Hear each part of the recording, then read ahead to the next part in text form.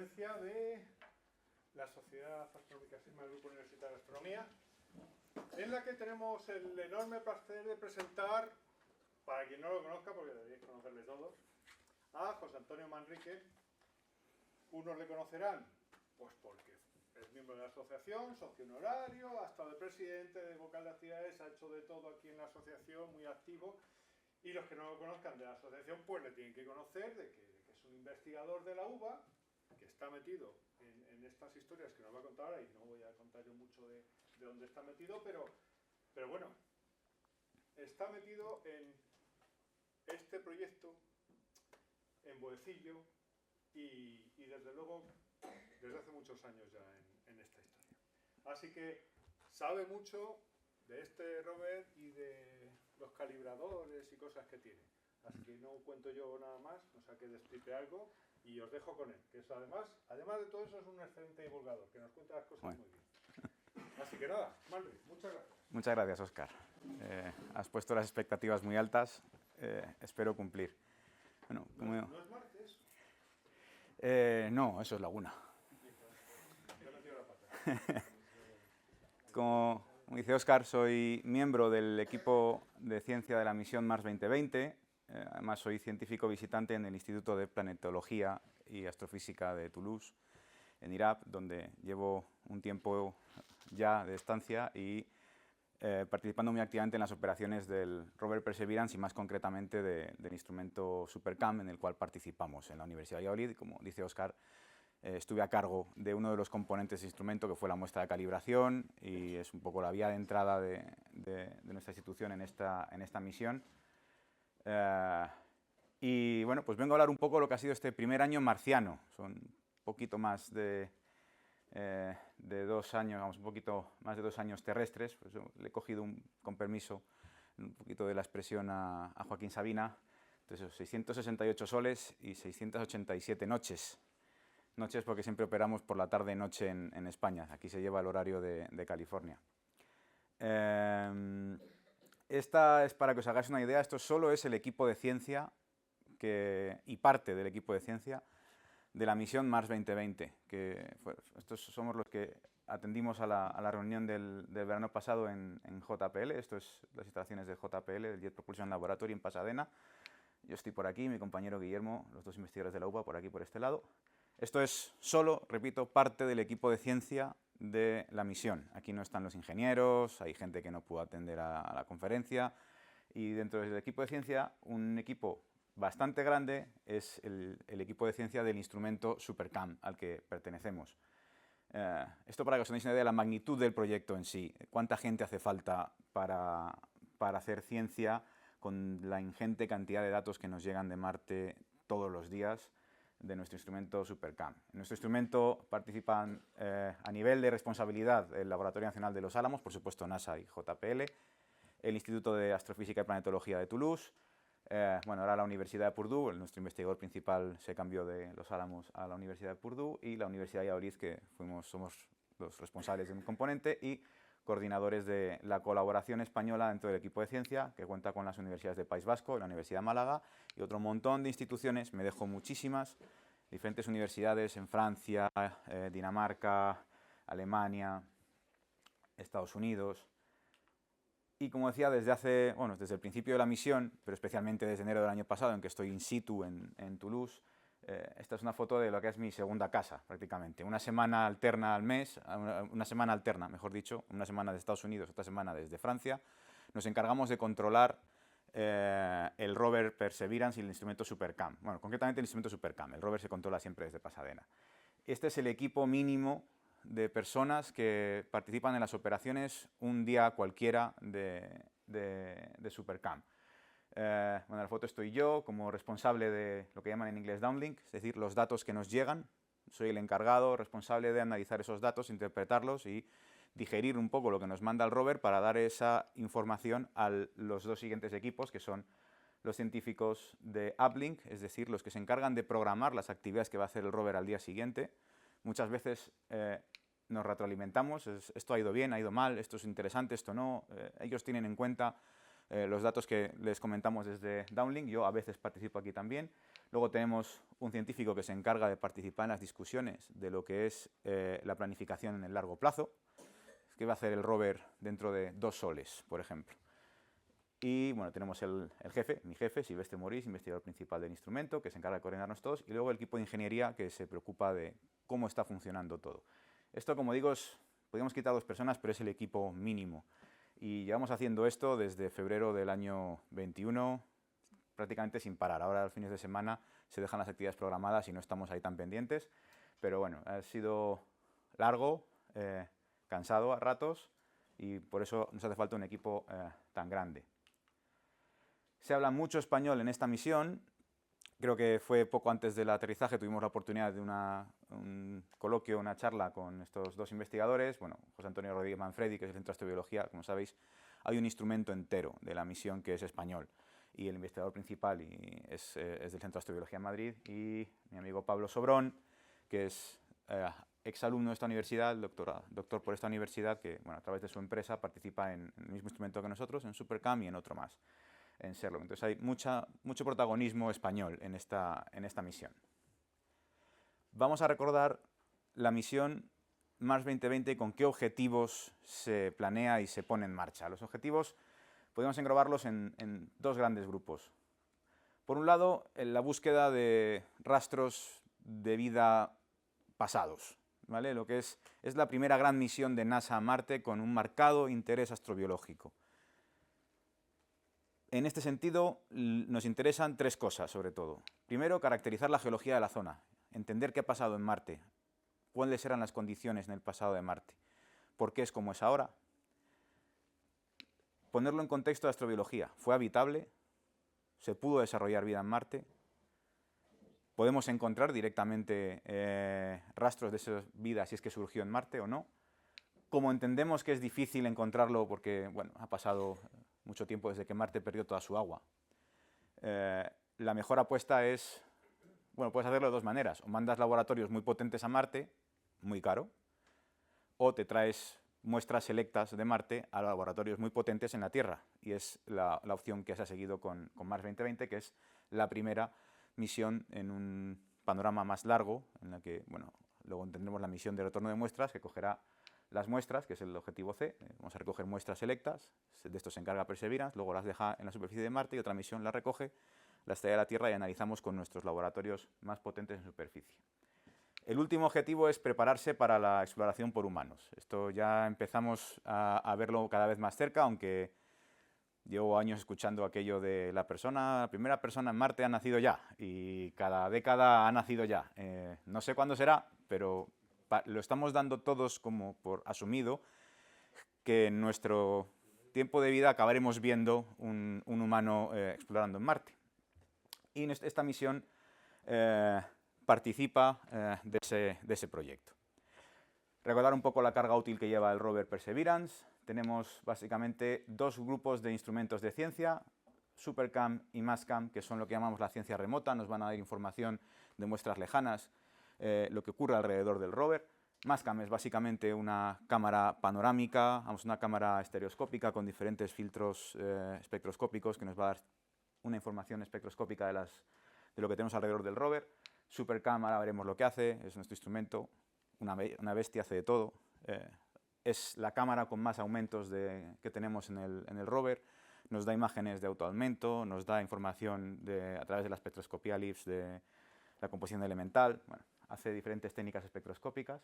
Luego tenemos la ciencia de proximidad, que va en el brazo, y aquí tenemos 2 instrumentos, Sherlock y Pixel. Pixel es un instrumento de fluorescencia de rayos X, nos va a dar información de la composición elemental de las muestras a las que podamos acercar el brazo.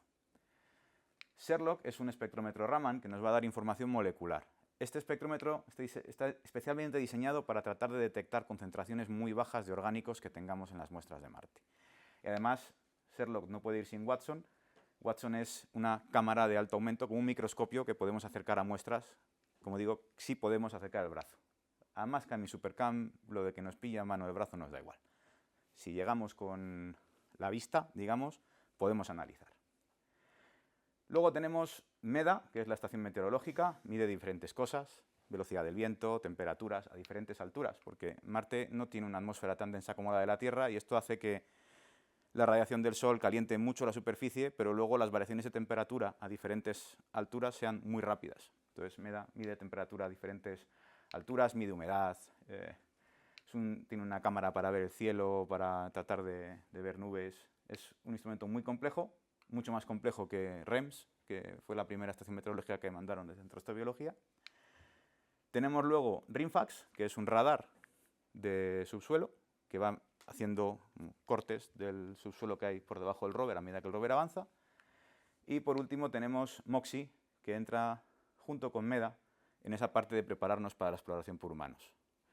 MOXIE es un sistema encargado de generar oxígeno a partir del CO2 de la atmósfera marciana. Es un demostrador tecnológico, no es en sí un instrumento de ciencia, tanto como mandar algo que queremos probar que es capaz de funcionar en las condiciones de Marte, en las temperaturas marcianas, con el polvo marciano, y ver cómo se desenvuelve en este tiempo de vida de la misión, para ver si somos capaces de mandar algo más grande que sea capaz de obtener oxígeno en importantes cantidades a partir de la atmósfera marciana que podamos utilizar, por ejemplo, como combustible en el caso de mandar misiones tripuladas a Marte. ¿Dónde estamos con el rover? Bueno, estamos en esta zona de aquí, siempre buscamos zonas ecuatoriales, las temperaturas son menos extremas. Estamos en una zona que es el cráter Jezero, o lago Jezero. Jezero es una palabra de origen ruso, significa lago, de hecho. Se eligió Jezero porque es un paleolago en el que vemos este delta y es de los que están mejor conservados de los que hemos visto en la superficie de Marte. Y sabemos además, por los pocos cráteres que vemos aquí, que tuvo agua hasta un pasado relativamente cercano, una época tardía. Quizá la tuvo incluso en varios eventos, luego lo veremos. Y nos es muy interesante porque los lagos nos dan muchos entornos que pueden ser habitables, porque tenemos agua calma, no tenemos agua en movimiento, tenemos un río que desagua en este lago y nos trae nutrientes, si es que hubiese vida, y materiales desde el exterior. Entonces son entornos muy habitables que nos interesan bastante, sobre todo la zona del delta. En febrero del año 21 amartizamos en el... Esto no se ha grabado bien, no se ha actualizado. En el que se ha llamado después el Octavia Butler Landing Site, ¿vale? En esta zonita de aquí, nombrado en honor de la escritora afroamericana de ciencia ficción Octavia Butler. Y comenzamos la exploración. Esto a mí me está fallando algunas cosas.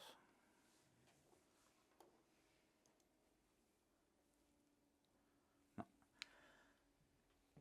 Esta es la zona de aterrizaje, el landing site, el Octavia Butler Landing Site. Y bueno, esto ha sido el viaje que hemos hecho hasta anteayer, que es cuando saqué este mapa. El puntito azul es Perseverance, el rover, y el puntito verde es, no lo he comentado antes, llevamos un pequeño helicóptero. También en teoría un demostrador tecnológico, pero nos está ayudando bastante en las labores de ciencia de la misión. Hemos analizado estas zonas de aquí para luego irnos en un rápido viaje hacia la zona del delta, que nos es muy interesante. Hemos cumplido el primer año marciano, que es lo que se llama el prime de misión, es decir, teníamos que conseguir una serie de objetivos en el tiempo nominal de misión y una vez se ha terminado entramos en la misión extendida. No significa que la misión caduque pasado un año marciano, significa que, bueno, que hay una fecha a tope para conseguir los objetivos principales. Ahora hemos entrado en la misión extendida, que es trepar por este delta para salirnos eventualmente del lago Jezero y seguir explorando la superficie de Marte fuera de Jezero. Además, es en esta zona alrededor del lugar de aterrizaje, de amartizaje, donde bueno, hay otro sitio con nombre, que es el aeródromo de los hermanos Wright, que es donde se realizaron las primeras pruebas con el helicóptero Ingenuity, que por cierto lleva un trocito de una de las alas del avión de los hermanos Wright en honor al evento, y fue el primer objeto hecho por humanos que ha volado en otro cuerpo planetario. Esta es la primera imagen que nos llega una vez el rover amartiza en Jezero.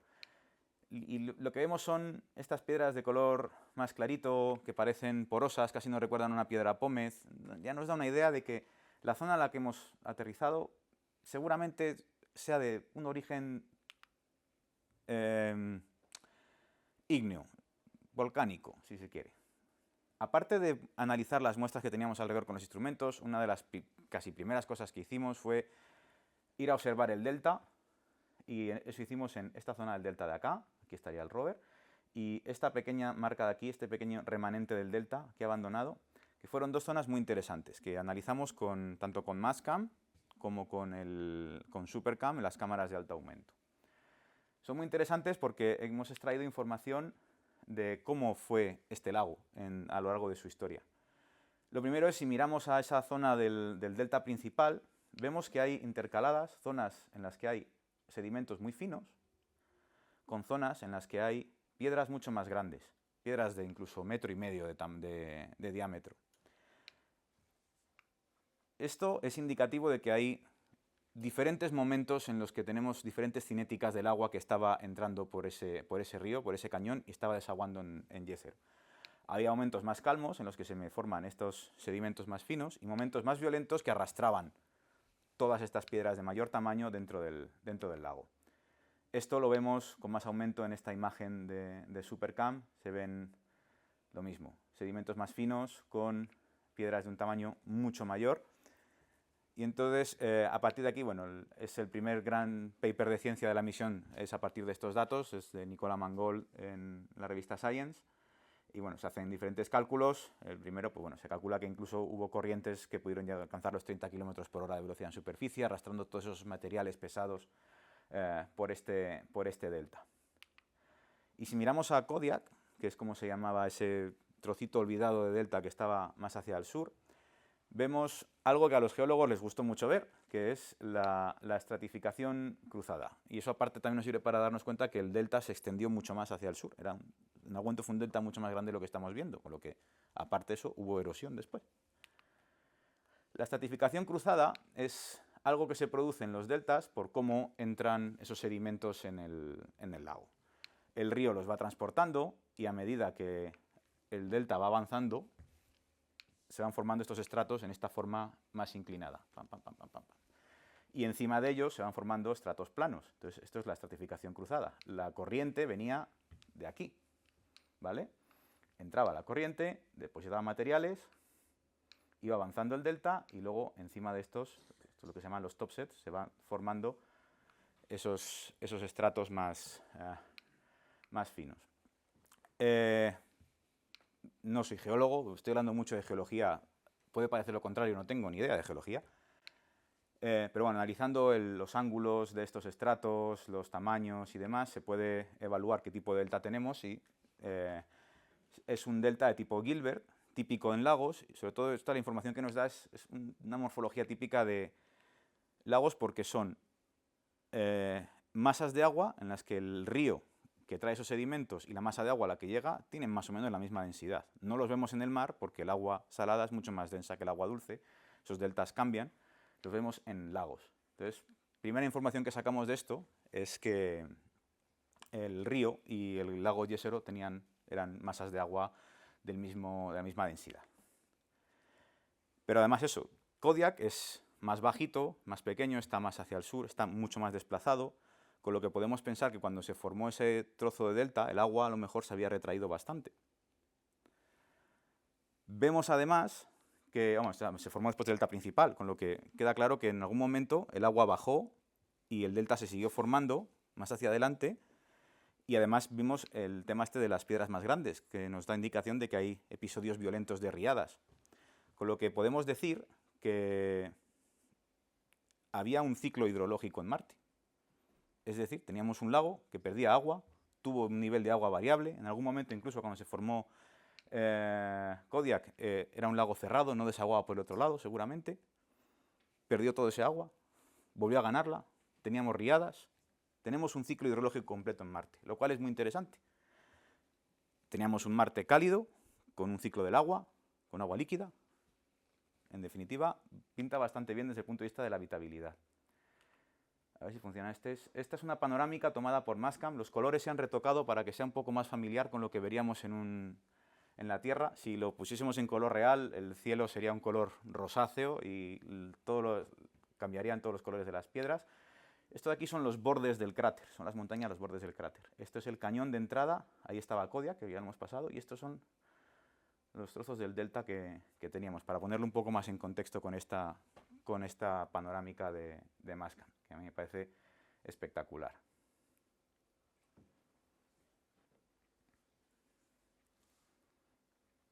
Hay algunas zonitas por aquí que se ven más blancas, que seguramente sean lodos del inicio de la formación del delta, que son también muy interesantes, porque esos lodos pueden atrapar biomarcadores.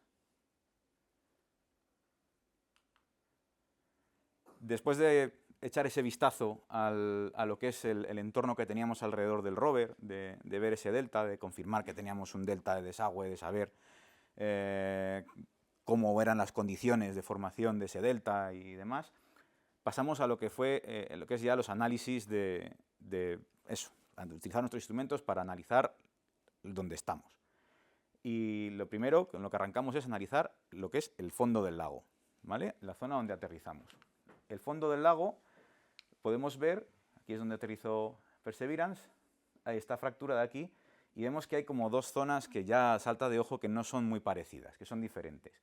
Una esta zona de aquí llamada Seita, y otra esta zona de aquí que se llama Mars. Mars es la palabra navaja, en idioma navajo significa Marte, que también fue el nombre de la primera muestra que identificamos y que analizamos en la superficie de Marte.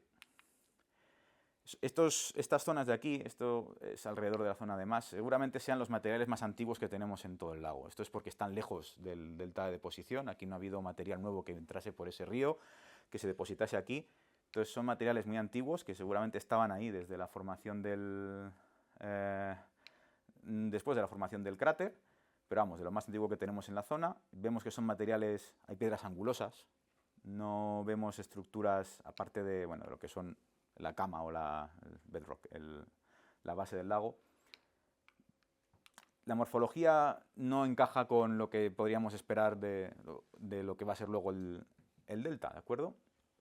Tenemos, como decía, estas dos unidades, muy diferentes en morfología, y ahora veremos en qué más son diferentes, o también son diferentes en cuanto a la composición química. El rover lo que hizo fue bordearlas a través de MAS, analizando, realizando también otras actividades que ahora veremos, y luego entró en Seita para ver eso, qué diferencias había entre estas dos zonas. Si miramos hacia el este, vemos también que hay piedras de gran tamaño, de nuevo angulosas, no se aprecian estratos, no parecen que sean materiales sedimentarios, sino más bien eso, materiales de origen ígneo que se hayan formado en algún evento volcánico en el pasado. A medida que el rover avanza y nos metemos en esta zona de aquí, en esta zona de contacto, que se llama R2B, vemos que aparecen estas capas, parece estratificación. Es otra zona diferente, distinta de las demás. Lo vemos aquí y un poquito más adelante en la zona llamada Citadel, ¿de acuerdo? Aquí se siguen apreciando esos estratos. Nos metemos, de hecho, en la zona de Seita y lo hacemos tomando medidas con el radar, con RIMFAX. Y RIMFAX lo que ve es que entre R2B y Seita tenemos estratos inclinados. Parece que Seita se esconde por debajo de R2B a medida que entrábamos con el radar. Químicamente, SuperCam tiene la opción de darnos idea de la composición química de las muestras que vamos analizando. Si nos fijamos en los elementos mayoritarios, en el contenido de silicio de las muestras, el de magnesio y el de calcio, salta ya de ojo directamente que Seita, son estos puntos azules de aquí, son mucho más ricos en magnesio. Un poquito más bajos en silicio y bajos en calcio. Las dos composiciones, las que vemos en Seita y las que vemos en MAS, son composiciones de tipo ígneo, pero estas diferencias nos dicen que estamos ante dos magmas diferentes originando estas dos unidades geológicas diferentes. Es más, es en Seita donde, y por esta zona de aquí de R2B, donde nuestro instrumento empieza a dar datos Raman y vemos olivinos. El olivino es un mineral interesante porque en el caso de la Tierra está en estado sólido en en el manto superior, con lo que es un mineral que aguanta mucha temperatura. Y mientras que aquí, bueno, vemos que teníamos composiciones más basálticas que se corresponden con minerales que han cristalizado después, ¿vale? Después de la erupción volcánica. Entonces la idea es que tenemos seita, un material terminado, y luego un frente aquí, Arturbi, este ridge, esta cresta que tenemos por aquí, y más por encima de seita. Si miramos otros materiales como aluminio, el calcio y demás, vemos que cuando nos movemos a seita empiezan a caer. Básicamente lo que tenemos en seita es silicatos de magnesio y de hierro, olivinos. Lo cual nos permite generar dos modelos, o al menos tener una idea de lo que ha pasado aquí. Sabemos que Jezero es un cráter de impacto, es decir, ocurre un impacto, nos genera el cráter, pero luego empieza a llenarse ese cráter, episodios volcánicos y demás. Seguramente aquí tenemos un episodio volcánico en el que sale este material más de una parte más baja de la corteza, nos lo rellena con esos materiales ricos en olivino, ¿vale? Y luego pues pueden pasar varias cosas, o bien en otra colada de lava diferente se nos acumula ese basalto por encima de este material, o bien posibles materiales que hubiese aquí se han ido erosionando, dejan esa forma, aquí esto sería seita. La otra opción es que hay una deformación por actividad debajo de estas unidades, y después, pues bueno, una de dos, o el basalto se deposita y deja ese trozo de seita a la vista, o bien se erosiona este material, que además es más blando, esos materiales basálticos son mucho más blandos, más fáciles de erosionar, y dejan a la vista seita, y ya luego es cuando a través del delta y de las deposiciones de agua, cuando se empieza a llenar el lago de agua, se llena de sedimentos, se forma el delta, se forma Kodiak, ¿vale? Entonces, la idea que tenemos de qué es lo que ha podido pasar aquí. De nuevo, a medida que pasamos desde Arturbi hacia seita, vemos que el tamaño de grano es cada vez mayor, tenemos cristales mejor definidos, tenemos más contenido en olivino, pero también tenemos menos alteración, hay menos materiales de alteración. Alteración por actividad con agua, es decir, que los materiales que teníamos aquí, que también ocurre, son más fácilmente alterables. Detectamos también un tipo de minerales interesantes para todo esto, que son los feldespatos, las plagioclasas, que son materiales de tipo ígneo también. Lo que pasa es que esos materiales son muy fácilmente meteorizables, digamos, es decir, en la interacción con el agua desaparecen muy rápidamente, se alteran muy rápidamente, no tanto así el olivino que tenemos en seita. Lo que pasa es que estos materiales cristalizan desde el magma fundido y los estamos viendo en fracciones muy pequeñas. No tenemos grandes cristales de feldespato en la zona de más que hemos analizado. Es muy difícil encontrar. Nosotros con Supercam podemos analizar unos spots de 300 micras y siempre encontramos mezclas de cosas. No encontramos un cristal de feldespato, bueno, rara vez encontramos un cristal de estas plagioclasas puras sin más, lo cual nos indica que ha cristalizado rapidísimo. Ese magma se enfrió muy, muy rápido, con lo que tenemos también una idea de la cinética, de lo que ha pasado en esas coladas de lava, y seguramente por eso tenemos cristales muy pequeños de esos feldespatos mezclados con el resto de materiales de esa colada de lava. En el Sol 162 empezamos con otra herramienta muy útil, y es que hasta este momento para el LIBS nos da un poco igual, porque, bueno, no he explicado, me da la sensación de que siempre hablo de lo mismo, pero la técnica LIBS focaliza el láser que lleva nuestro instrumento, un láser pulsado con mucha energía, lo focaliza en la muestra, y la potencia del láser vaporiza una pequeña parte de la muestra que emite luz, y esa luz que emite es característica en función de la composición elemental de la muestra. Al LIBS le daba igual, ¿vale? Raman, en cambio, que es otra de las técnicas que llevamos en Supercam, utiliza el láser verde que llevamos en el instrumento, ilumina la muestra, es un láser de un color concreto, de una longitud de onda concreta, 532 nanómetros, la muestra absorbe esa longitud de onda 532 nanómetros y nos devuelve radiación Rayleigh, es decir, la absorbe y la remite sin romperla ni mancharla, misma longitud de onda, pero se queda a veces, rara vez, uno entre cada millón de fotones si tenemos suerte, ¿vale? Sale con un poquito menos de energía de la que entró. No tenemos 532 nanómetros, tenemos alterado esa longitud de onda y utiliza esa energía en aumentar las vibraciones de los cristales, las vibraciones de la red cristalina en el material. Bueno, bien, pues hasta que hicimos esta abrasión no veíamos nada con Raman. Nada. Tenemos una capa de barniz, una capa de alteración que básicamente reflejaba casi todo el láser que mandábamos a la muestra. Y no ha sido hasta que con el taladro hicimos estas... Sí. No veíamos nada con Raman hasta que hicimos estas primeras abrasiones en las piedras alrededor del rover. Porque la capa que estaba ya tan alterada, o tenía alguna capa de barnices del desierto, hemos visto también algún recubrimiento rico en manganeso, por ejemplo, no nos dejaba ver nada con Raman. Es aquí donde hemos hecho la ciencia más interesante, cuando hemos conseguido obtener ese material fresco después de utilizar el taladro del rover. Esta es no sé cómo el parche de abrasión, traduciendo desde el inglés, de Guillaumes. Y otra de las ventajas es que podemos utilizar diferentes instrumentos para analizar la misma muestra, con lo que tenemos información de los diferentes instrumentos del rover.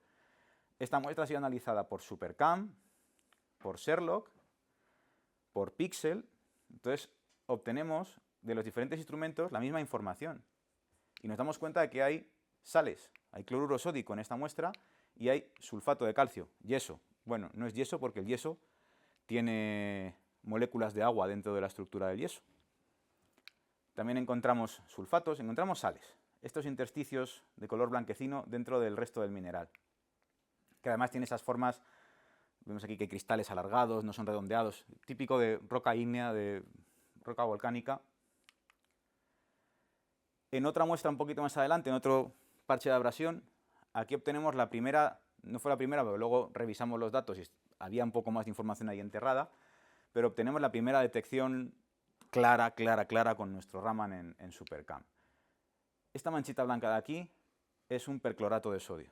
Encontramos sales dentro de la piedra después de hacer esa abrasión.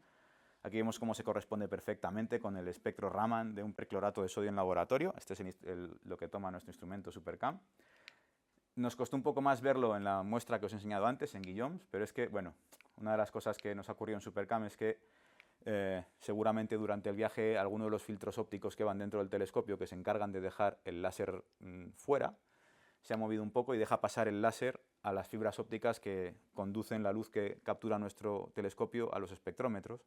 Y eso nos genera estas señales de aquí, que claro, las fibras ópticas es vidrio, es decir, es silicio, óxido de silicio, y la parte de los minerales que queremos analizar son silicatos, así que lastimosamente tenemos señales de la fibra óptica cubriéndonos parte de las zonas de interés de los minerales que queremos analizar. Pero bueno, aún así hemos podido hacer ciencia interesante con el instrumento. Entonces, lo interesante es que tenemos sales que han penetrado en la roca, han percolado y tenemos agua. En otra muestra más, en Belgar, que es esta que la tenemos aquí después de Guillaumes, también analizamos con Pixel y luego veremos con Sherlock. Y vemos lo mismo, sulfatos, sales, están dentro de la roca. Sherlock con el Raman nos lo analiza y nos dice también los puntos amarillos son sulfato de calcio, ese yeso sin el agua, y en el azul tenemos apatita. El tema de las sales es muy importante porque si tenemos agua líquida que tenía esas sales en disolución y ha penetrado dentro de las muestras y esas sales han cristalizado dentro de la muestra, significa que podríamos tener inclusiones fluidas todavía atrapadas dentro de esas muestras minerales. A lo mejor hay restos de ese agua de yesero ahí metida todavía. Por lo tanto, son muestras de muy alto interés para recolectarlas y traerlas a laboratorios de la Tierra donde si tenemos esas inclusiones fluidas las podamos encontrar. Muy, muy interesantes. De hecho, tan interesantes que decidimos lanzarnos, no, ni que yo hubiese dicho mucho en todo esto, pero bueno, la misión decide lanzarse ya a la recolección de muestras. Y la primera es Rubión. Se hace el taladro en una de estas piedras del suelo y cuando analizamos y miramos dentro del tubo a ver si estaba la muestra, estaba vacío. Lo que suponemos que pasó es que del taladro la muestra se rompe, se queda hecha un polvo que al manipularlo se cae y deja el tubo vacío. Así que lo que tenemos, en vez de la primera muestra geológica, tenemos la primera muestra atmosférica. Tenemos un tubo de la atmósfera de Marte perfectamente sellado y ya guardado en el rover. Es en el siguiente intento, en Montdenier, donde bueno, realizamos el mismo análisis. Ese es uno de los parches de abrasión, y luego aquí es el taladro que tomamos para coger esa muestra. Es el Mondenier, donde ya cuando miramos dentro del tubo y dentro de la broca, ahí está el primer core de muestra recolectada en Marte. En el tubo 266. Tenemos una camarita dentro del sistema de gestión de muestras que va tomando esas microfotos para ver que está perfectamente ahí dentro. Y ahí vemos claramente cómo hemos capturado ese trozo de esta roca con esos parches blancos que son sales, con lo que esta muestra pinta bien. Desde esa muestra hasta ahora se han tomado muchas más, hasta 21 tubos, en diferentes zonas, luego ya iremos viendo. Pero vamos, fundamentalmente en esta campaña de lo que es investigar el fondo del lago y después lo que ha sido investigar la primera zona del delta. Aquí se ve muy bien, si comparamos las muestras tomadas, bueno, estos son los parches de abrasión y la muestra, el core, tomados en esta zona de aquí en más, si miramos Salet y Culets, que son muestras tomadas dentro de Seita, como hay cristales más grandes, como el material cambia totalmente. Con lo cual ahonda en eso. Tenemos aquí una zona rica en olivinos y otras coladas de lava que se han puesto sobre esa zona. Y además, en Gard, dentro de Seita, se hace un análisis con píxel. Vemos que tenemos ese olivino, piroxenos, de nuevo los sulfatos, a lo mejor carbonatos. Carbonatos, desde el punto de vista de astrobiología, son moléculas que nos interesan mucho, van ligadas a química del agua, tienen un alto potencial astrobiológico. Vemos feldespatos y con la fluorescencia de Sherlock detecta orgánicos en esta muestra. Moléculas orgánicas de carbono de diferentes tipos que nos dan diferentes tipos de luminiscencia. No quiero decir con esto que estos orgánicos tengan necesariamente nada que ver con vida en Marte, ¿de acuerdo? Sabemos además que, en cierta manera, esa detección de orgánicos va ligada a la detección de sales que hace Pixel y también Sherlock, a esos sulfatos de calcio, con lo que, bueno, esto unido a que se han visto esta clase de moléculas orgánicas en meteoritos previamente, pues bueno, es muy probable que estos orgánicos sean de origen abiótico, no necesariamente origen biológico. Es decir, no son biosignaturas necesariamente, pero tenemos moléculas orgánicas. Ya mirad cómo vamos. Hemos tenido un lago con agua en diferentes estadios de su evolución geológica, agua líquida, templada, ciclo del agua, materiales de muy diferente tipo, muchos elementos químicos en los análisis que hacemos. Tenemos también orgánicos. Pinta todo un poquito a experimento de Miller ya. Pinta bien. Después de terminar esta campaña de medidas de lo que es MASS y Seita, se inicia el Rapid Traverse y es el viaje al frente del delta. Es interesante decir que en este viaje el rover va desde el lugar de amartizaje hasta Seita, vuelve y después se va hasta el delta. Es en esta vuelta donde empezamos a romper récords de velocidad. Porque una cosa que hace el rover muy bien es, en el camino de ida vamos haciendo un mapeo de lo que va por delante del rover, pero para el camino de vuelta el rover ya sabe lo que hay, así que puede ir mucho más rápido, es más eficiente a la hora de esquivar obstáculos. Así que bueno, esta misión ha roto varios récords de lo que es la distancia recorrida por un rover en un solo sol. Desde el punto de vista tecnológico, el rover es lo más de lo más que hemos mandado a Marte, sin ninguna duda. Nos concentramos en esta zona de aquí. Hemos llegado ya al frente del delta, ¿de acuerdo? Y hemos analizado diferentes zonas de este frente del delta. Aquí hemos llegado por la zona que entra en contacto Seita, no más, que aquí está en marrón, con este frente del delta, ¿vale? Que se ha llamado, esta zona aquí, Enchanted Lake, el lago encantado.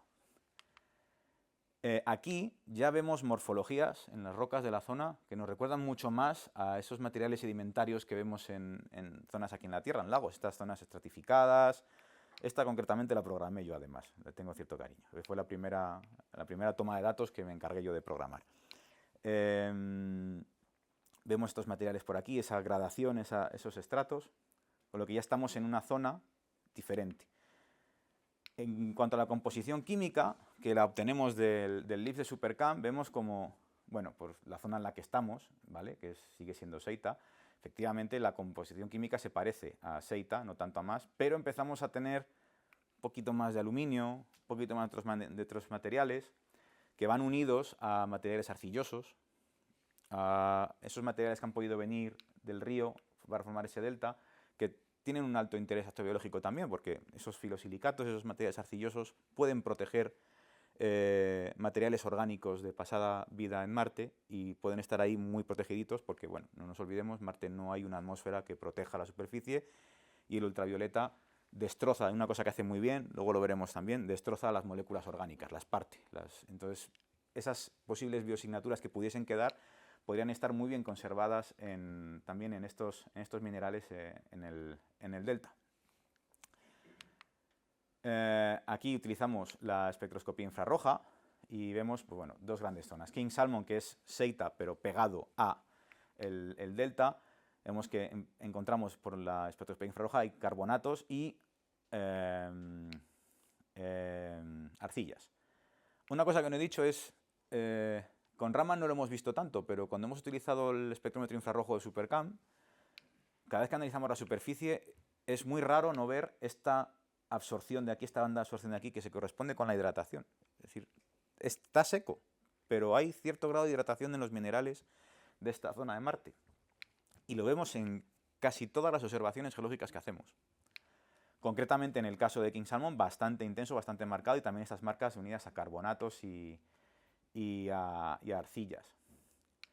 Cambia un poquito más, aquí tenemos más bien esas zonas más arcillosas en la zona de los delta, de los sedimentos. No está muy claro el mecanismo porque hay tantas diferencias de una a otra, pero bueno, la idea es eso, tenemos seita entrando también por debajo de lo que es el delta que se ha ido depositando sobre seita, ¿vale? Sobre ese material ígneo, y tenemos ya estos materiales más félsicos, más arcillosos que vienen del delta. Hemos visto en esta zona algo que nos ha interesado mucho, se había visto en el cráter Gale por Curiosity. Son estas venas de sulfatos, y nos encantan sobre todo a los de Valladolid, que somos los ramanistas del instrumento, porque sin abrasión, sin más ni más, pones el Raman y te sale la señal de sulfato de calcio, ¡pum!, directamente. Esto nos está diciendo que después de la formación de esas rocas ha seguido agua que ha seguido fluyendo, formando y dejando que se cristalicen esas fracturas en esas venas entre las rocas, ese yeso, que bueno, de nuevo no es yeso. Una de las ventajas del Raman es que cuando descubrieron este tipo de venas, estas estructuras, estos materiales blanquecinos dentro de las rocas en el cráter Gale con Curiosity, William Rapin, que es un compañero de Toulouse, se dedicó a un trabajo muy largo de laboratorio para, en base a los datos LIBS de composición elemental, el balance de hidrógeno que tienes, el de calcio, el de azufre y demás, saber qué grado de hidratación teníamos en esas muestras. SuperCam con el Raman, gracias a la inclusión de Raman, supo el grado de hidratación de esas muestras inmediatamente. 0. Anhidrita. Sulfato de calcio, anhidro. Porque, bueno, pues cuando el agua entra en la molécula de sulfato de calcio para tener el yeso, nos cambia el cómo vibra y las señales Raman nos cambian. ¿Vale? Aquí vemos cómo es diferente el yeso de la basanita, que es una estado de hidratación intermedia, de la anhidrita. Y nuestros datos cuadran muy bien con anhidrita. No tenemos hidratación. Por otro lado, es lógico. El yeso, si lo dejamos en Marte, una piedra de yeso, solamente por la baja atmósfera que hay, iría perdiendo gradualmente el agua que tiene dentro de la molécula hasta quedarse en basanita de manera espontánea. Vamos, en anhidrita de manera espontánea. Es en esta zona donde se hace el primer depósito de muestras, ¿vale? Y se seleccionan 10 muestras para depositar de manera preventiva. Esto es, uno no puede garantizar que al rover mañana no le pase algo, y teníamos que dejar un set de muestras preparado en la superficie por si acaso, para la futura misión de retorno de muestras. Esto no significa que la misión acabe ahí. El rover, de hecho, seguimos planificando recolección de muestras, y el rover mantiene, de esas 21, mantiene 11, y las nuevas que vayamos capturando dentro del rover, con lo que eventualmente, cuando esté más definida la misión de retorno de muestras, el rover podrá dejar las muestras que lleva dentro en la zona de recogida y nos iremos a por ese, le llaman catch de muestras, y si no, pues siempre tenemos el de backup, que fue el primero que hicimos. es en esta zona de aquí, que además hizo el rover un trabajo ímprobo a la hora de caracterizar la zona, sacar fotos, para que quedase bien documentado cómo es la zona de cara a la futura misión de retorno de muestras.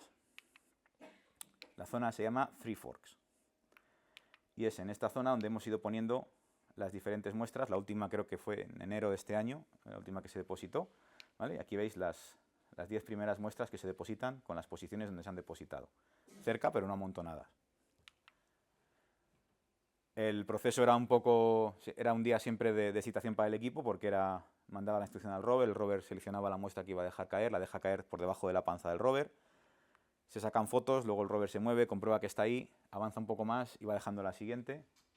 Así que bueno, aquí veis el ritmo al que íbamos, poco a poco, con calma, dejando las muestras una a una en la superficie de Marte. Y ahí están ya listas para recolectar.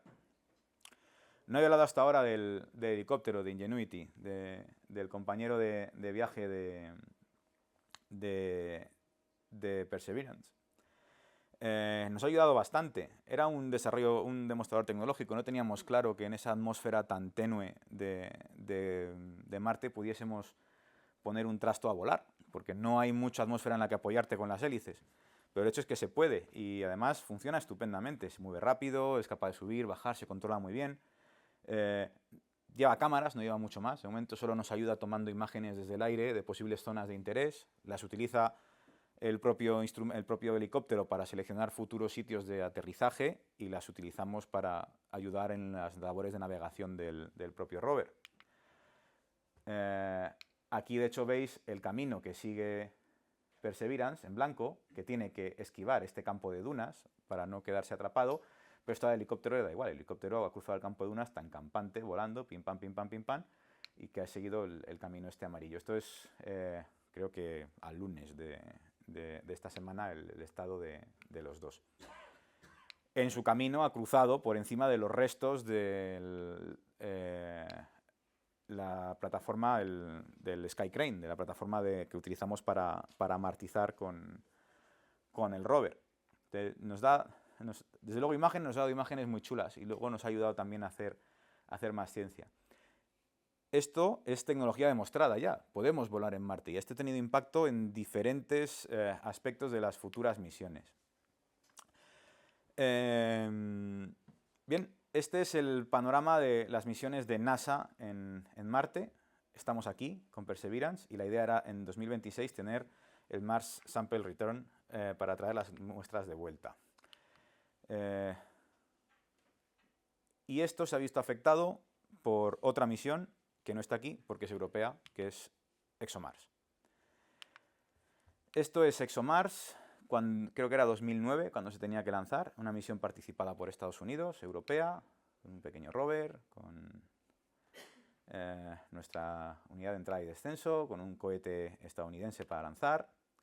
Después Estados Unidos se borra de la misión, Europa se queda sola, ya se retrasa la misión. Después no podemos utilizar el Ariane, reducimos el número de instrumentos en el rover, se vuelve a retrasar la misión otra vez. Llegamos a un acuerdo desde Europa con los rusos para colaborar en esta misión en ExoMars. Los rusos se encargarían de hacer esta plataforma, el módulo de entrada y descenso, que se encargaría de depositar el rover ExoMars, el Rosalind Franklin rover, en la superficie de Marte, y también pondrían ellos el cohete y Europa pondría el rover y el TGO, que eso es lo que sí que tenemos allí, el Trace Gas Orbiter, que es lo que haría de Data Relay. Esto es lo que se encarga no solamente en ExoMars, también nos ayuda en Mars 2020 de coger los datos que manda el rover de superficie y nos los rebota a la Tierra.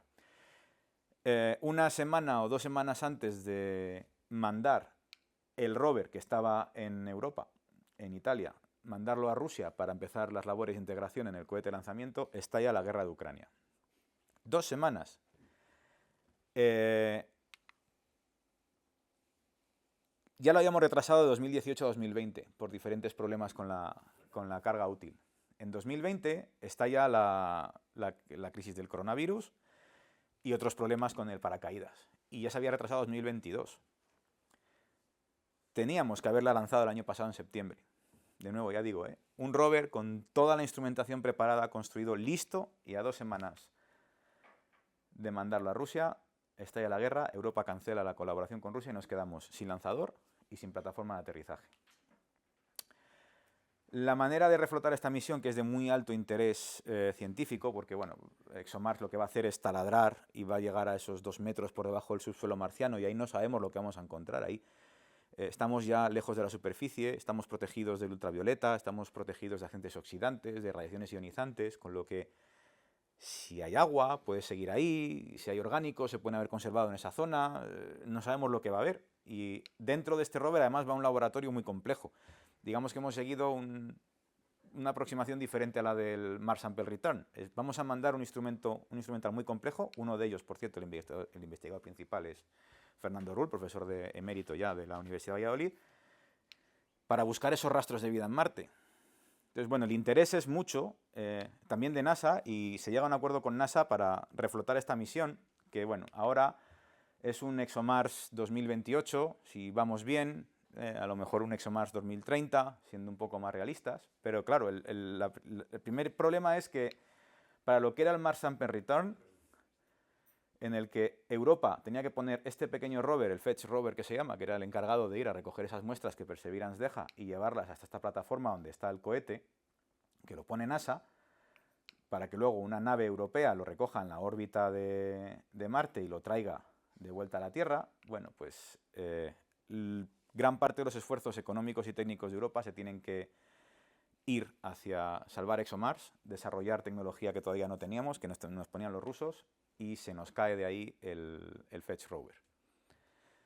No hay ya un rover para ir a recoger esos tubos. Pero ahí NASA y JPL son expertos en aprovecharse de estas adversidades y lo que proponen es, vale, Europa no nos da un Fetch Rover, no pasa nada, vamos a colaborar con Europa además en ExoMars, JPL nos va a ceder tecnología que Europa no tiene desarrollada para esa misión y lo que hacemos es, como Ingenuity ha funcionado tan bien, mandamos una flota de 3 o 4 drones que van a ser los encargados de recolectar esos tubos y llevarlos hasta esa base de lanzamiento que vamos a mandar desde aquí. Entonces, primer impacto de Ingenuity, tenemos esta flota de drones de ahí a que Amazon empieza a entregar en Marte, no falta nada. Y se empieza a hablar ya de un concepto de misión de helicóptero de ciencia, es decir, un helicóptero que se pueda mandar a Marte con carga útil que le permita cambiar de sitio muy rápidamente, analizar una zona muy extensa. Y de hecho en el laboratorio en el que estoy ahora, en IRAP, se está ya avanzando en el desarrollo de un instrumento, un microlipse, que pudiese ir montado en este hipotético helicóptero de ciencia para hacer análisis de LIPS a una escala muy fina, para identificar la composición elemental de esas muestras debajo de donde se pose el helicóptero. Entonces, vienen años muy excitantes desde el punto de vista del Mars Sample Return. No sé si será en 2026. Desde luego NASA le está dando mucha prioridad a esta misión, porque ahora mismo las muestras están ahí abandonadas y cualquiera podría ir y cogerlas. En China.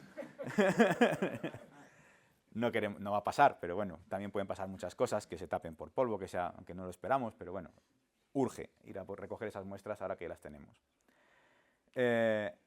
MEDA nos hace, de hecho es muy interesante, esta página lo podéis buscar en Google, tenemos un report del clima en Marte diario, que nos lo da el instrumento MEDA, que es español, y veis ahí, por ejemplo, hoy era el sol 7:43, bueno, esta es la información de ayer. En inglés, como no se dice yesterday, porque no son days, son soles, se dice yestersol, es curioso. Entonces, del día de ayer, o del sol previo, tenemos esta información de la temperatura que mide MEDA, con temperaturas máximas de menos 20 grados y mínimas de menos 80. En verano y invierno luego veremos la temperatura mínima más o menos se queda donde está. La máxima es lo que va cambiando. Hay una cantidad ingente de información de MEDA. Tenéis muchísimos papers publicados accesibles por la comunidad. Se hace muchísima ciencia de atmósferas con esta misión y no es mi campo, no me he metido mucho, pero bueno, aquí tenéis medidas de temperatura, por ejemplo, a lo largo de la hora del día. Esto es tiempo local marciano, ¿vale? A lo largo de los soles, esto es el verano marciano. y esto es la temperatura medida en atmósfera, la temperatura medida en la superficie y luego la diferencia de temperaturas que tenemos entre la superficie y la atmósfera. Grabamos golpes de viento, dust devils, que son pequeños remolinos en la superficie de Marte. Cada cierto tiempo, una de las actividades que programamos muy a menudo es el poner al rover a grabar zonas en panorámica esperando encontrarse con estos golpes de viento o esos diablillos de polvo. Se graban nubes vespertinas, por la mañana hay nubes. El mecanismo de formación y por qué están ahí, de qué son estas nubes, está por ver, pero bueno, tenemos nubes en Marte. Se ha implementado por primera vez un micrófono para analizar y grabar sonidos en Marte y está siendo una de las técnicas pioneras y que más cosas interesantes nos está dando. Si analizamos las frecuencias de sonido que podemos grabar con el instrumento, bueno, SuperCam tiene un micrófono, pero hay otro micrófono que va montado en el rover, podemos grabar la señal acústica de los disparos del láser, ¿vale? Del LIPS, son como chispazos, pla, pla, pla, pla, pla. Los podemos grabar. Podemos grabar el viento, los ruidos atmosféricos, que nos sirven para decir cómo está la atmósfera de alterada.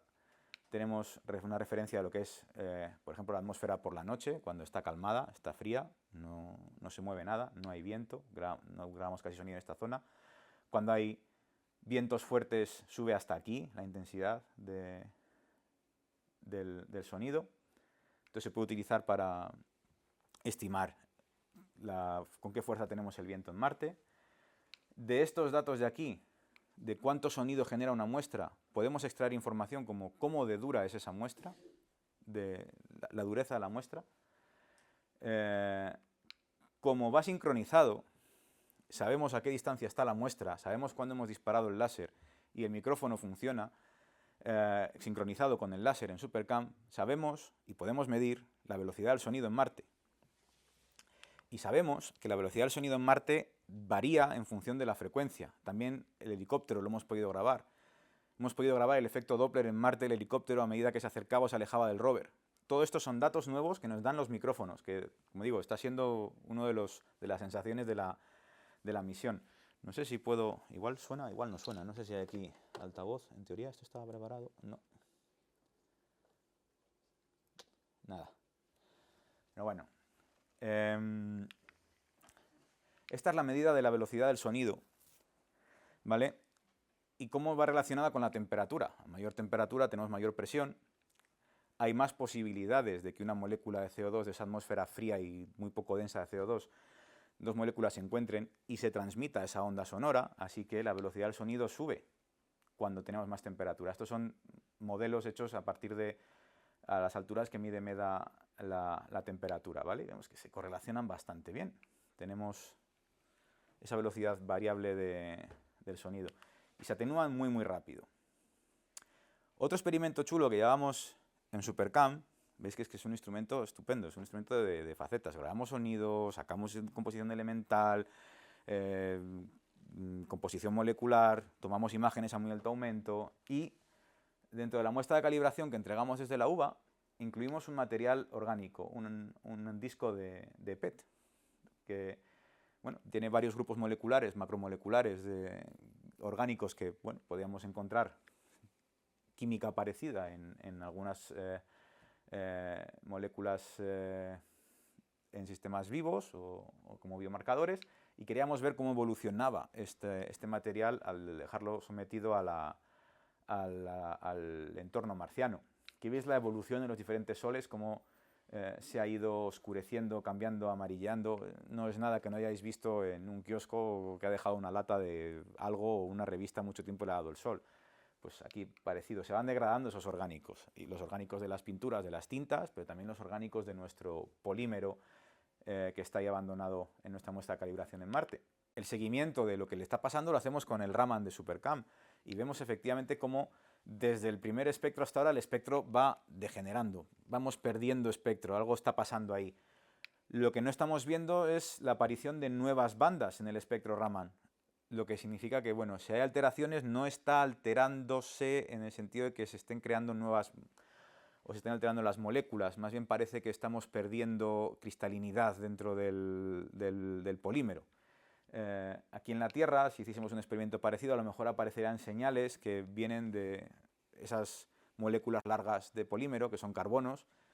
El ultravioleta entra, lo rompe y coge oxígeno de la atmósfera, que en Marte no tenemos, y forma uniones de doble enlace entre el carbono y el oxígeno, y aparecerían por aquí las señales de doble enlace del carbono y el oxígeno. No lo vemos en Marte, ¿vale? No hay oxidantes en Marte en la atmósfera que estén influenciando este proceso de envejecimiento del polímero.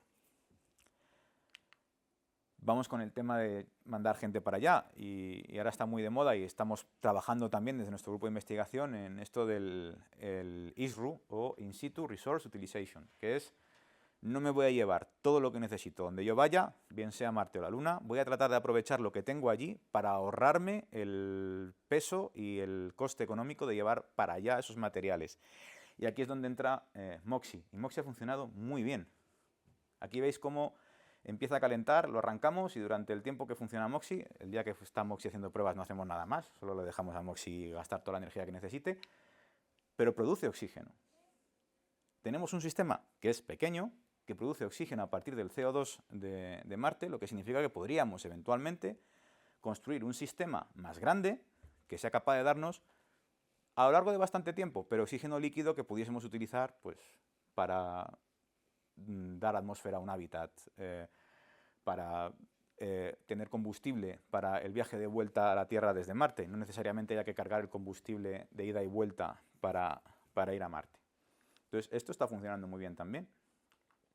Así que si revisamos lo que son los objetivos de la misión, objetivo A, geología, creo que vamos bien, hemos analizado bastante bien lo que es Jezero. No me he extendido mucho en la parte del delta porque las cosas que he puesto han sido compartidas con la comunidad hace 2 semanas en el Congreso de Ciencias Planetarias de Houston. Del resto, las cosas llevan su decalaje, hay publicaciones ya disponibles para la comunidad, entonces bueno, hay mucho más para compartir, pero vamos, a nivel de geología tenemos muy bien caracterizado este posible lago, Jezero. A nivel de astrobiología sabemos que muy probablemente fue habitable, tenemos orgánicos, hemos tenido ese agua, esa temperatura templada. ¿Pudo en algún momento albergar vida? Muy seguramente sí. En cuanto al objetivo C, recoger muestras, hemos cogido muestras interesantes, ya las hemos dejado allí preparadas, entonces cumplido, cumplido y cumplido. Y además sabemos más ahora, sobre todo el Centro de Astrobiología, que en esto son unos cracks y han llegado a tener 3 estaciones meteorológicas funcionando a la vez en Marte, una en InSight, otra en Perseverance y otra en Curiosity, que sigue funcionando. Sabemos mucho más sobre el clima marciano y estamos muy preparados para mandar seres humanos. Al menos sabemos lo que va a ser la climatología marciana y cómo les puede afectar. Y además sabemos que podemos al menos generar oxígeno. También sabemos que hay materiales que podemos utilizar en Marte para fabricar piezas, que tenemos titanio, no en mucha cantidad, pero bueno, hay titanio, hay hierro. O sea, hemos avanzado en esta línea también, así que objetivo cumplido.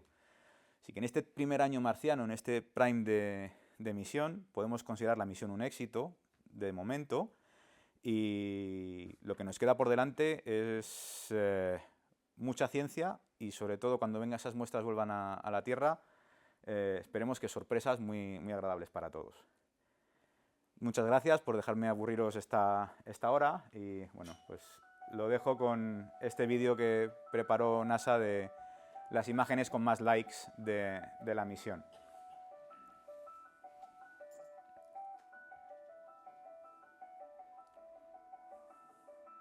Este es uno de los sensores de viento de MEDA, el brazo del taladro. Sí, desde hace unos cuantos soles llevamos unas piedras metidas en las ruedas, y como no hacemos movimientos violentos, siguen con nosotros todo el rato. Ahí veis la diferencia con el vídeo que os puse antes. Estos son los colores que captamos en realidad, sin ese truco de corregir los blancos para que parezcan...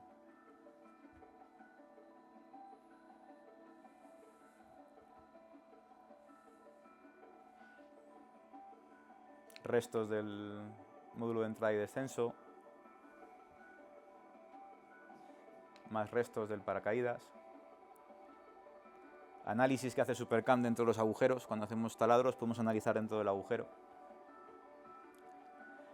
esos recubrimientos de manganeso y óxidos que tenemos en algunas muestras.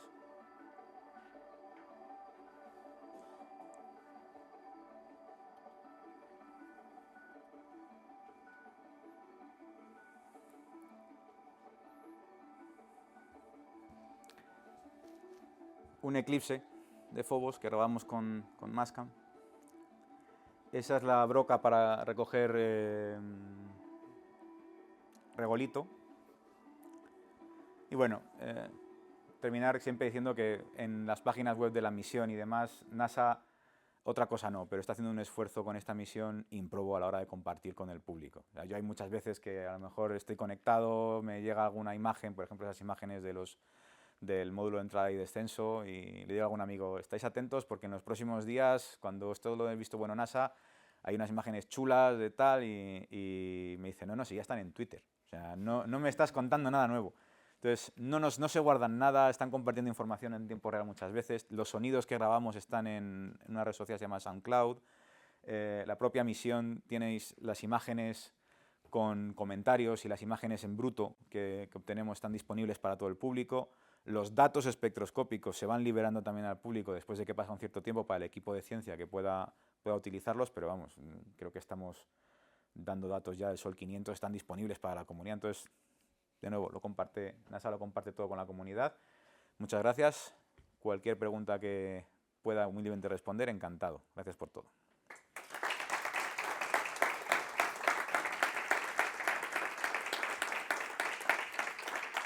¿Entendemos?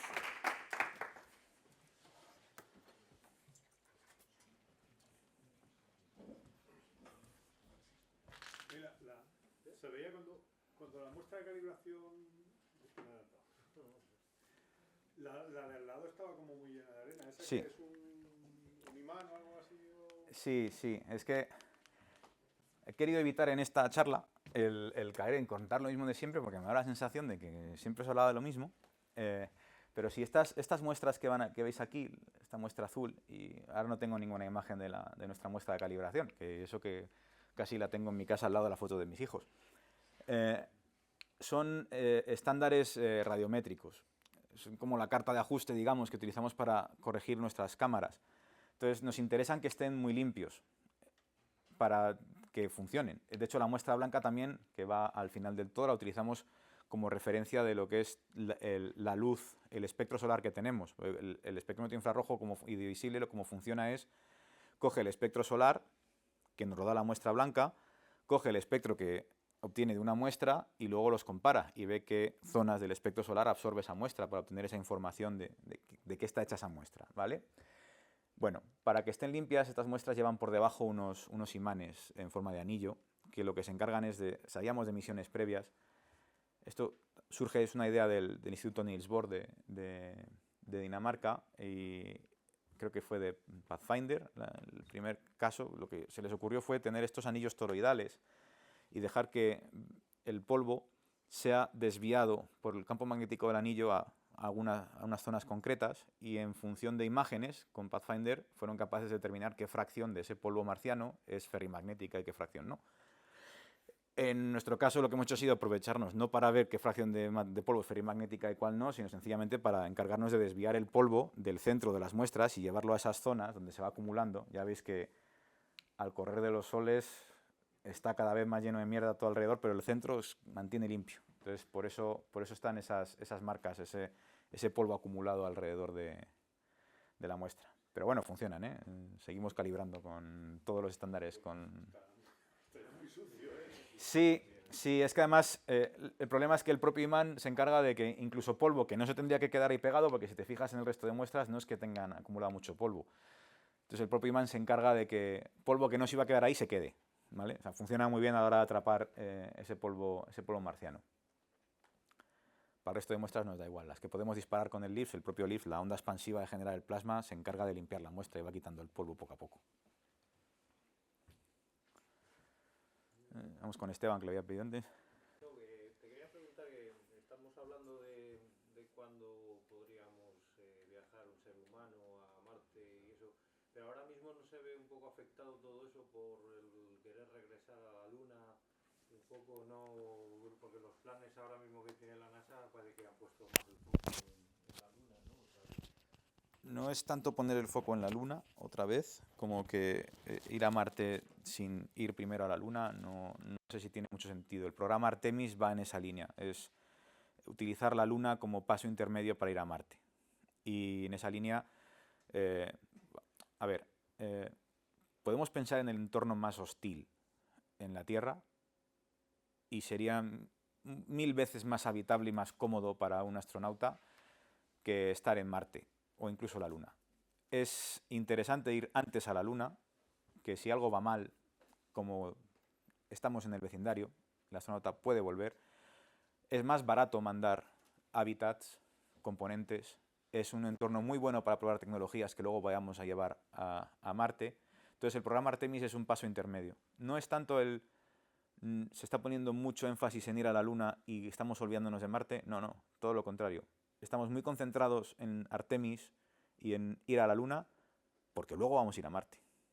Y en esa línea también aquí en la universidad estamos participando en proyectos con la Agencia Espacial Europea para desarrollar, incluso estamos ahora en uno, para desarrollar una herramienta para astronautas, para identificar materiales de interés en la Luna, buscando, pues eso, titanio, aluminio, tal, cosas que se puedan utilizar luego en la Luna. Estamos en otro proyecto que colaboramos con una empresa de Reino Unido que hace impresión 3D con metales para tratar de utilizar tecnologías desarrolladas para espacio para monitorizar esas reacciones que obtienen los metales puros a partir de los óxidos que obtenemos en la Luna o en Marte. Entonces, el esfuerzo va en esa línea. No es un esfuerzo que quite recursos de ir a Marte, es un esfuerzo necesario antes de pensar en ir a Marte.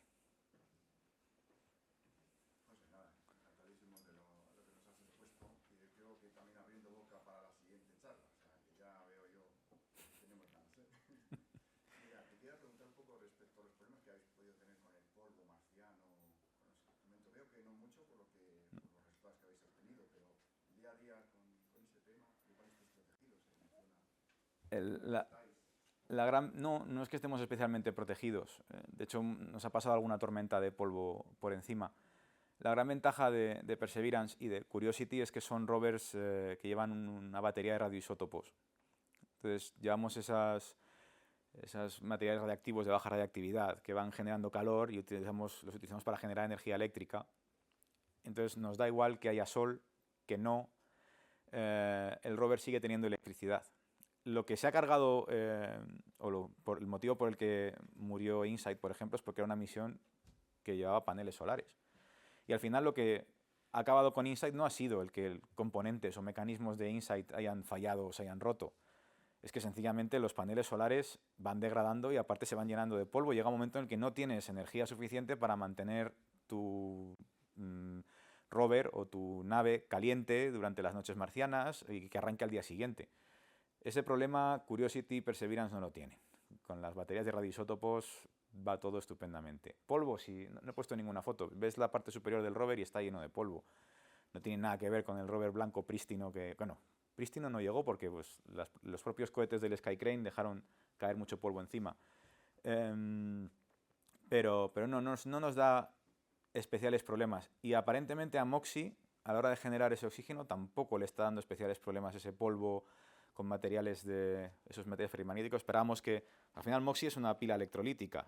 Lo que hace es separar el carbono del oxígeno en una reacción de electrólisis. Entonces esperábamos que a lo mejor el polvo marciano, sabemos que es rico en hierro, pues pudiese alterar esa reacción y dar algún problema. Tampoco parece que esté dando especiales problemas a MOXIE.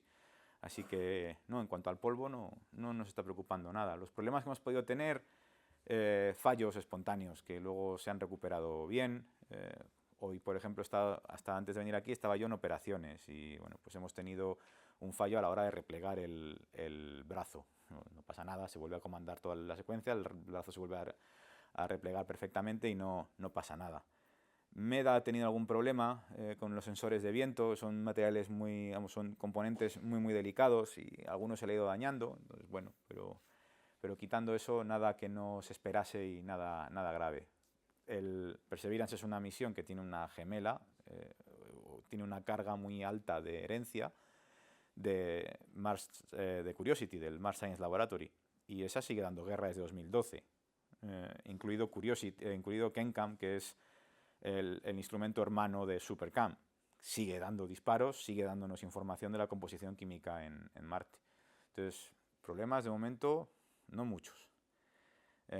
Y esperemos que siga así durante muchos años. O sea, las previsiones es de tener rover para rato.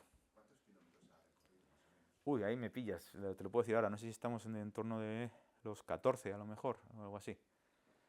Lo que pasa es que también, sobre todo en la zona esa de Seita más, luego en el delta hay muchos subo y bajo, me espero.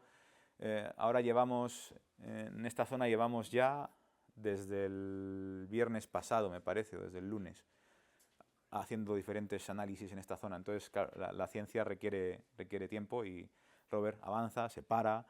El helicóptero requirió estar parados también una temporada larga en una zona en lo que se hacían las pruebas con el helicóptero. Cuando hay MOXIE paramos porque, bueno, la pila nuclear da energía, pero es limitada también. Entonces hay que repartir la energía que tiene disponible el rover entre todos los sistemas, con lo que, bueno, no... Pero aún así se ha avanzado bastante. Sí, ahí atrás. Sí. Yo quería preguntarte, ¿y cómo se maneja el rover desde la Tierra? Porque ¿se va como con un joystick dirigiéndole o se le programa que vaya a tal sitio? Porque claro, eso está a varios minutos luz. Sí, exactamente. No puedes ir en tiempo real manejándolo. Exactamente, no hay tiempo real, no hay joystick.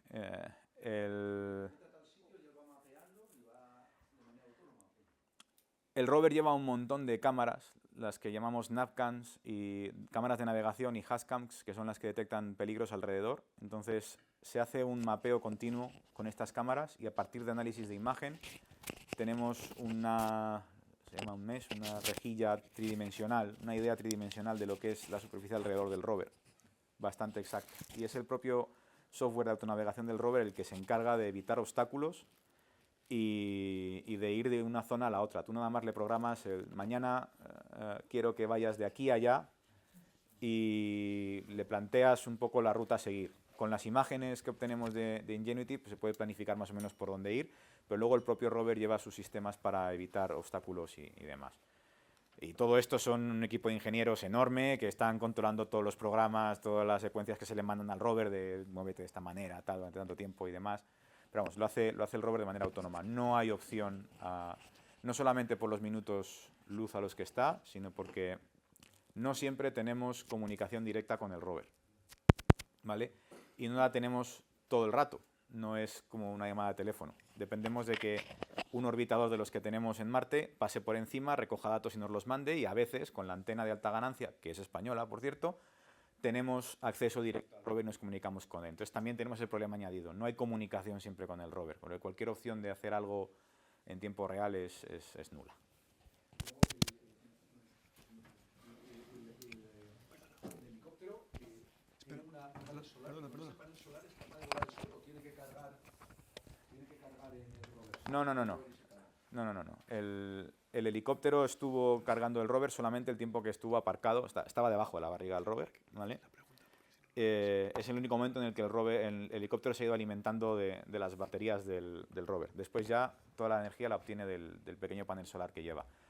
Son vuelos cortos, luego pasa mucho tiempo hasta que va recargando, y este también, aunque bueno, el movimiento de las propias hélices se encarga de tenerlo un poco limpio, poco a poco ese panel va a ir degradando y el helicóptero acabará volando menos y siendo capaz de recargar menos. Además también hay que utilizar esa energía para mantenerlo caliente por las noches, por ejemplo. Vamos, de momento sin problemas. La pregunta era sobre el helicóptero, prácticamente, porque si ya es difícil mandar a el...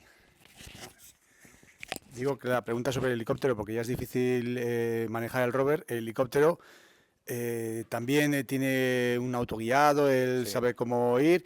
Y luego también la otra pregunta es la protección contra aquellos efectos atmosféricos que aunque son débiles, pero que pueden afectar al rover. Si hay algún sitio donde se protege, se cubre o... En cuanto a lo del helicóptero, el helicóptero también tiene su propio software para evitar peligros y buscar zonas de aterrizaje seguras. Y la mayor parte de las veces lo que se hacen son vuelos de reconocimiento previos. Es decir, el helicóptero está en esta zona, donde ha aterrizado porque se ha decidido que es una zona buena para que esté ahí y aterrice de manera segura y demás. Se levanta en vuelo, va a reconocer una zona, pero luego vuelve a la misma zona y ya después de ese vuelo ya has seleccionado, ya tienes una idea a partir de las imágenes que ha capturado el dron, dónde vas a parar después. Entonces después vuelves, paras ahí, sigues. Y aún así tiene su propio software para evitar riesgos y cantos, piedras o demás que es capaz de esquivar en tiempo real. No lo podemos teledirigir. Al respecto del tema del clima, Perseverance es realmente grande, es del tamaño de un coche. Pesa bastante. Y aunque los vientos en Marte son muy violentos, son muy rápidos, tenemos una alta velocidad de viento, la densidad es tan baja que la energía asociada o que le pueda hacer al rover es... Francamente, el riesgo es más limitado al rover. Al helicóptero no lo tengo yo tan claro. Pensaba eso, el helicóptero. Sí. ¿Se le cubre de alguna forma? ¿Se pone debajo del rover? Está... No, ya no. El helicóptero sigue su camino. Tiene que estar cerca del rover porque el rover es la estación de comunicaciones que tiene con tierra, pero no carga, no se protege, no. Ya el helicóptero van juntos, pero no revueltos. A ver, una pregunta más por aquí. Sí, yo te quería preguntar, precisamente hablando sobre lo del helicóptero, no se preveyó que pudiera recargarse en el propio rover precisamente porque era, digamos, una prueba. Y la otra pregunta era, ¿qué limitaciones a la hora del vuelo, o sea, es decir, aerodinámicas o de funcionamiento, con respecto a la Tierra habéis encontrado? Muchas gracias. Bueno, yo tengo que remarcar esto, no estoy en el equipo del helicóptero. De hecho, el equipo del helicóptero está completamente al margen del equipo del rover, ¿vale?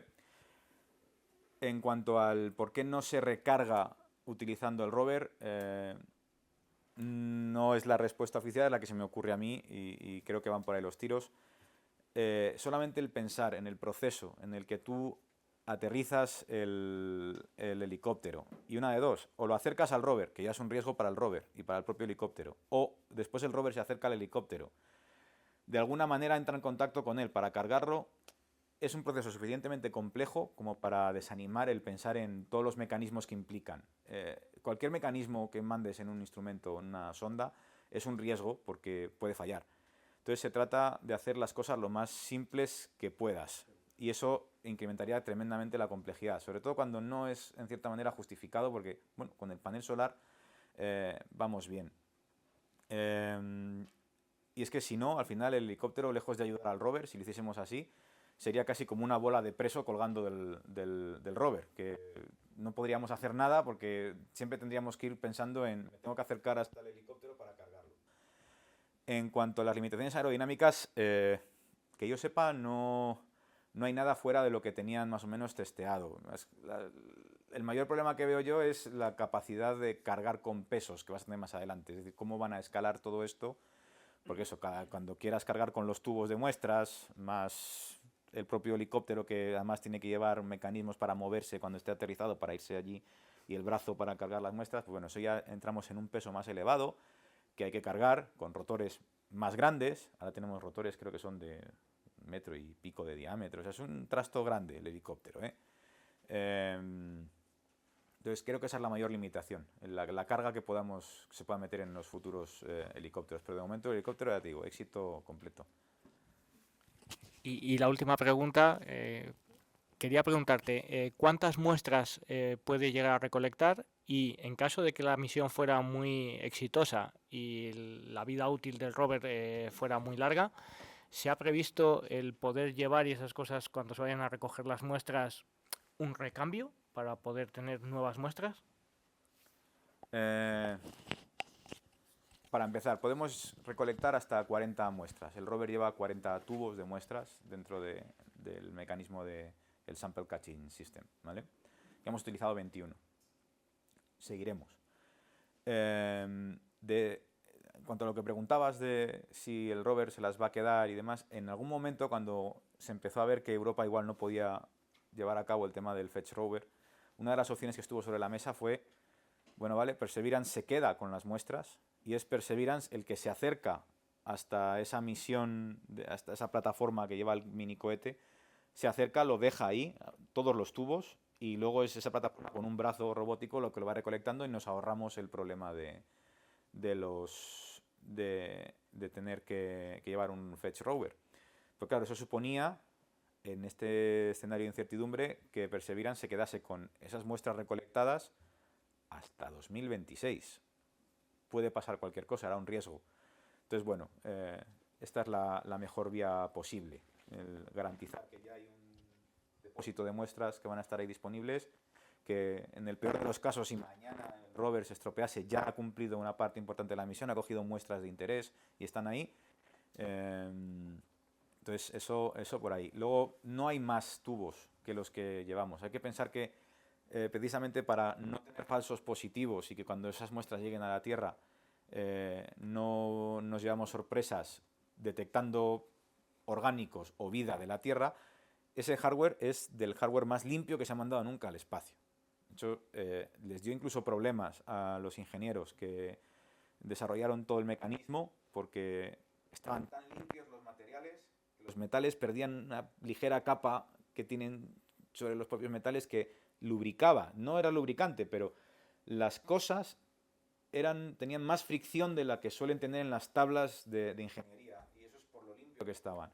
Entonces no es trivial lo que está ahí en el sistema de gestión de muestras. No hay recambio, no está pensado que cuando vayamos para allá con el sample return vayan tubos limpios nuevos para que luego siga recolectando y luego nos quedamos con esos 40, que ya hay que pensar que las misiones de retorno de muestra hasta ahora, quitando las misiones Apollo y demás, las japonesas, Hayabusa y Hayabusa 2, traen cantidades muy pequeñas de materiales.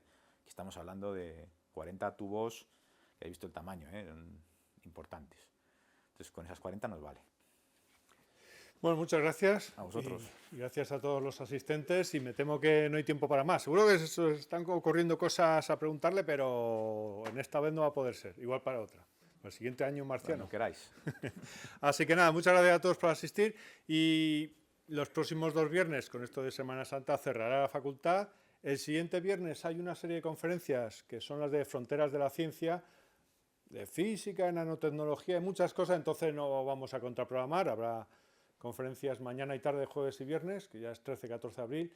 Y la semana siguiente, mira, se acaba de marchar Fernando Muñoz Box, que nos dará la siguiente conferencia, y luego hay más actividades preparadas. Así que bueno, pues estad atentos y espero que haya actividades que os gusten. Pues nada,